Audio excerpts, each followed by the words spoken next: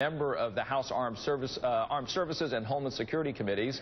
Congresswoman, thanks for being with us today. And you've certainly been aware of the discussions ahead of time, the concern of perhaps new violence that will be triggered by the release of this report.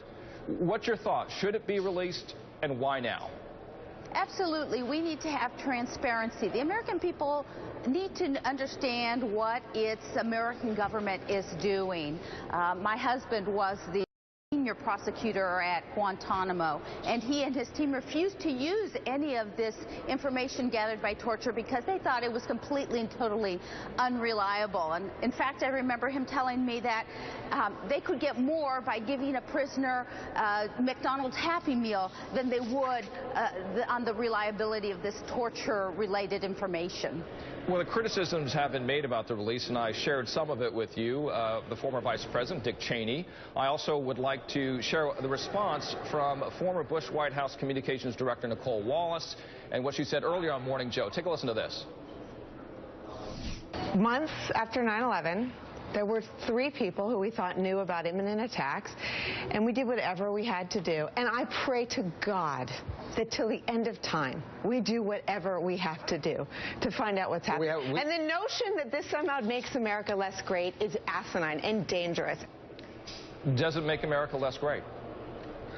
Well, America has its value systems, and people and other people from around the country look at it really as the shining light of democracy, of human rights, etc. So, of course, we've seen over time that image has tarnished because of some of the things that happened, including this torture by the CIA. I want to remind you that this was done by the CIA, that our military did not do this. They used the normal military techniques that they knew for interrogation. In fact, they were not schooled in the types of things that this report will talk about. And this report focusing again on CIA techniques and what they have used. Stand by if you can, Congresswoman. I'd like to bring in our senior White House correspondent, Chris Jansing, who just got your hands on an exclusive statement from the president. What did you learn? Yeah, this is an advanced copy of the statement that the White House will release when the torture report is released, and it is the president's reaction to it. Let me read you a relevant of it. He says the report contains documents a troubling program. He says that it reinforces his long-held view that these harsh methods are not only inconsistent with our values as a nation, they did not serve our broader counterterrorism efforts or our national security interests. He also said that they did significant damage to America's standing in the world and made it harder to pursue our interests with our allies and partners. And he says he will continue to use his authority as president to make sure that these kinds of measures are never taken again.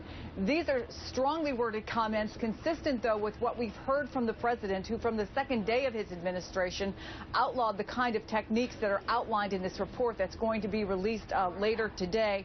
I can also tell you, Richard, that top White House officials have been huddled in meetings throughout the day. They are going to do a briefing later on about reaction to specific parts of this report and preparing for the release of it, including the president's chief of staff, Dennis McDonough, and his top communications official. But again, more than a full-page statement released from the White House will be officially released with the release of this report. NBC's senior White House correspondent, Chris Jansing, thank you. With the very latest, a statement again from the president. Appreciate the time there. Back to Congresswoman Sanchez. You heard what the response is going to be from the president based on what Chris Jansing just told us. Part of this response is also came yesterday from the White House press secretary, Josh Earnest. And he refused to say whether the techniques that have been described and that will be critiqued here in this report coming from the Senate, he refused to say whether the harsh interrogations led to finding Osama bin Laden. I want to share what he said yesterday, and I want to get your response. You're asking a very difficult question. There are a variety of views on it. But the president's view is that wherever you come down on this equation of, yes, it yielded information, yes, it yielded information that was crucial, or no, it didn't yield any helpful information, the president believes that regardless of what the answer to that question is, that the use of these techniques was not worth it because of the harm that was done to our national values and the sense of what it is that we believe in as Americans. And Jose Rodriguez wrote an op-ed, as you know, on the 5th about these very techniques, supporting the use of it because he ran the clandestine ops for the CIA. And he says it did lead to perhaps some of the outcomes that they desired, that they had laid out in their objectives in the beginning. So what if, in the end, this did lead to the capture of individuals like KSM, Khalid Sheikh Mohammed? Well, it'll be interesting to see the report from Dianne Feinstein's committee, the Intelligence Committee from the Senate side. They certainly took a long time. It's just an executive summary of some of the techniques and some things. But we know, I mean, many of us in this Congress have known for a while that using this type of torture does not yield real actionable intelligence. In fact, it gives you bad information.